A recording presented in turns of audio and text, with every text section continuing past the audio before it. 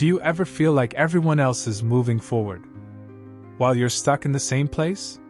Your friends are succeeding. Social media is loud. And quietly you start thinking, am I already falling behind in life?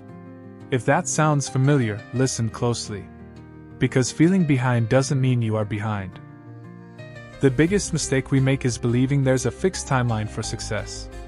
By this age, you should have a career. By that age, you should have money, confidence, answers.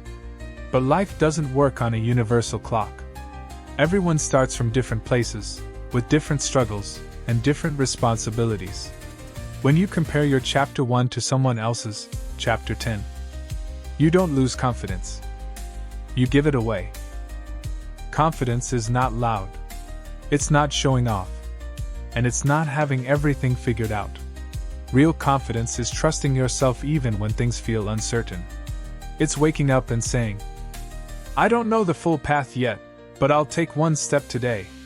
Confidence grows from action, not perfection. You don't need to feel ready. You need to move anyway. If you feel behind, stop trying to fix your whole life at once. That only creates pressure and paralysis. Instead, focus on small wins. One task completed. One skill learned. One promise kept to yourself. Each small win sends a message to your brain. I can trust myself. And trust is the foundation of confidence.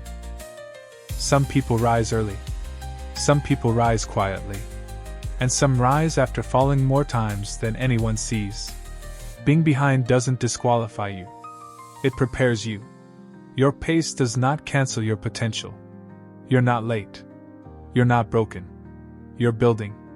And confidence will meet you the moment you decide to keep going.